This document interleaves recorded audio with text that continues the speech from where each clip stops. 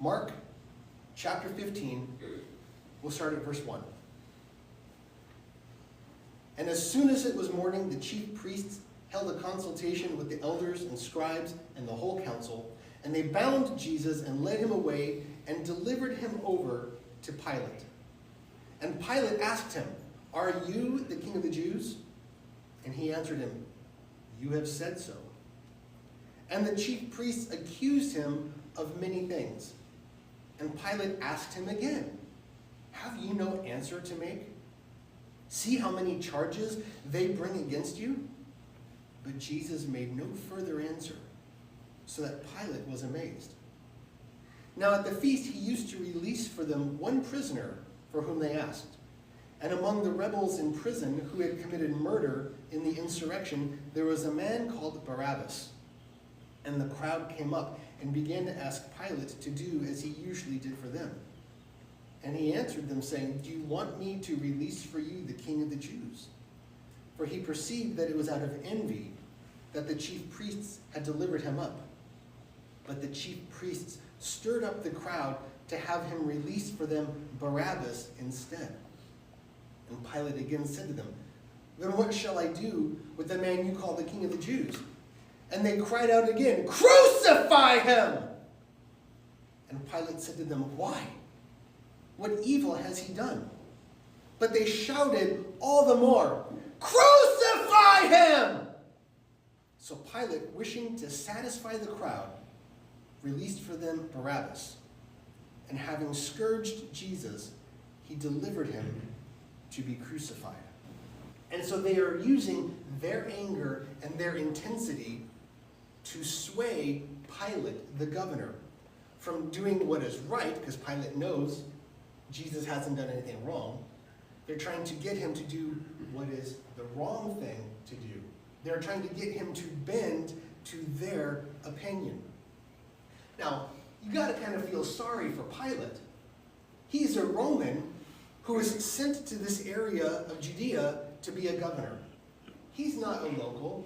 He's got ties with Tiberius Caesar. He is just an appointed middle manager. And his only job is to keep the peace in Israel. He answers to Caesar in Rome. So when you have this group of people, very loud, very vocal group of people, stirring up trouble, I can just imagine Pilate seeing his career flashing before his eyes. He needs them to play nice. And he doesn't really care about them. He really cares about self-preservation, about keeping his own job. Because if he can't maintain control as governor, he's very easily replaced. He's just middle management. He's barely the guy in charge. He's a big fish in a little pond. This comes down to really our first point from this lesson today, is the struggle with integrity. Pilate struggles with integrity.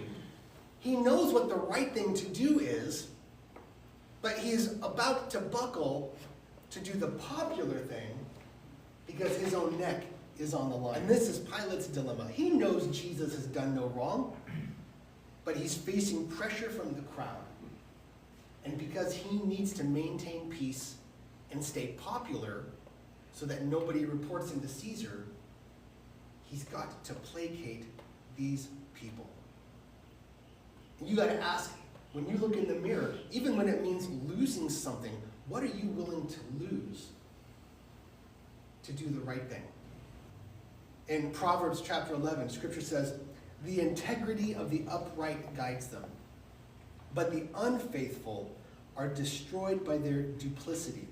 Duplicity meaning that two-faced kind of life. Wishy-washy, doing this one thing over here and then turning around and doing another thing. Hypocrisy. Are you going to be a person who lives with integrity? Or like Pilate, are you going to struggle with integrity to do what is popular? How much will you sacrifice for your integrity? And this leads us right into the second thing we see with Pilate. It's not just this struggle with integrity, but it's the pursuit of popularity. Pilate is swayed by this popular voice that is shouting out at him. And even when we know the right path, sometimes the easy path really beckons us. Because the right path can seem so hard. But the easy path, oh my gosh. We wouldn't have to walk very far. We wouldn't have to struggle. It's the easy path. But pursuing self-preservation or popularity often conflicts with the values we say we believe. We show people what we value by our actions. Pilate knew the right thing to do, but what he really values more than anything else? Self-preservation. His own status, his own standing. Keeping the people placated, being Mr. Popular so that no one gives him trouble.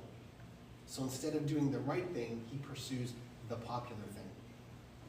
John chapter 12, verse 43 says, "They loved human praise more than praise from God." That's Pilate. He wants the crowds to love him because it's his job. We have that same struggle. Are we going to do what's popular, what gets us the smoothest path, or are we going to do what is right, no matter what? Which leads right into our third point, is the danger of following the crowd. You see, Pilate could have done the right thing, but he chose to do the popular thing. And the danger of following the crowd here, it's literally a life or death situation. Following the crowd is easy. Swimming against the tide, that's what's hard. And in our lives, there are going to be times when we are asked, are you going to follow the crowd, or are you going to swim against the tide? Do the hard thing because it's the right thing. Or are you going to save your own neck and play along? And as we are people of integrity, as we follow God's call in our lives, we have to do the right thing, even when it's the hard thing. Not just hearing the word and then walking out these doors and fitting in with the rest of the crowd, but doing the right thing. Every single day, when you wake up and roll out of your rack, which path are you on? And that's the powerful thing about our lives, is that we get to choose the path we walk. God's not going to force you to walk his path. It's your choice. Which path do you walk? Which path do you walk? You get to determine the kind of person you want to be. Are you going to be a person who values integrity, or are you going to be the person who values popularity? We are called to be people of integrity. And my prayer for you, my prayer for me, is that we are able to put the first things first and do right by God, no matter how hard that path is.